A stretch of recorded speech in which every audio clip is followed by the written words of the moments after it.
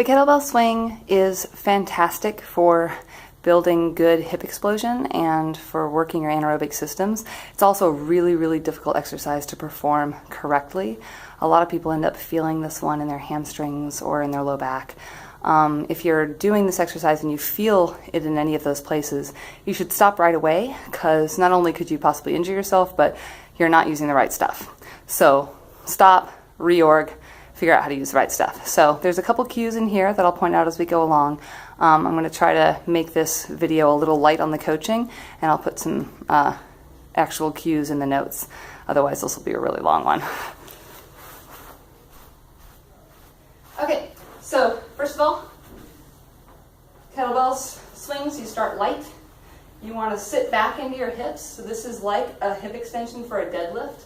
So from the side, it's going to look like a deadlift motion. You're really going to sit back and come forward. And that is what the swing movement is in terms of your hips. So you're not doing anything different. This is not a squat kettlebell swing. This is a swing, kettlebell swing. Okay, so if you think of your hips as the hinge of the swing, you'll be good.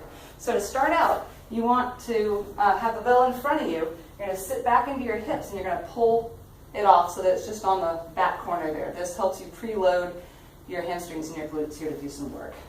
So we're going to take a deep breath in and then exhale.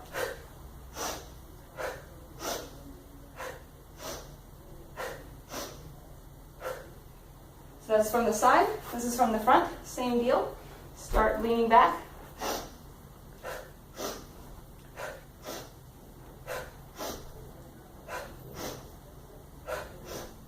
Common form mistakes are at the top of the swing.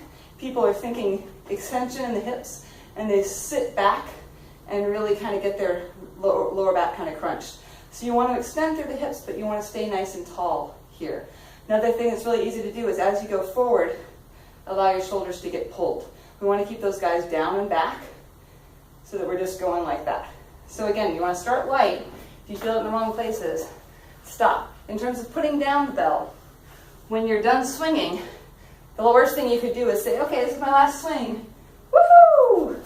And walk away and bang yourself in the thigh or hit somebody else. So instead, when you're done with your last swing, just squat for a second, let the weight settle, put it down on the ground. So when you're swinging for power, you're using a bigger bell. Breath becomes much more important. And also becomes more important that you have everything stacked up and lined up correctly. So when you're swinging a bigger bell, everything looks the same, but you're going to notice my breath a little bit more forceful, and my range of motion is a tiny bit smaller, because if I swing through the middle and I allow that big bell to carry me through the middle, then I pitch ass over teacup. So I'm going to shorten it just a little bit so that I can explode out of that position safely. So I'm here I go.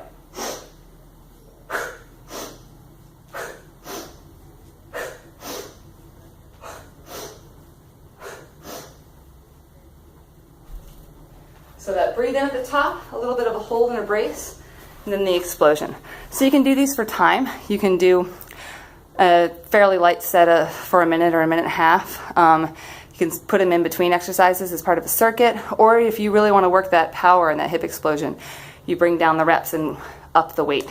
You can just do 6 or 8 reps of a heavy kettlebell, and that'll get you pretty good. So there you go. There's some variations, some ideas, and just remember, if it hurts, don't do it.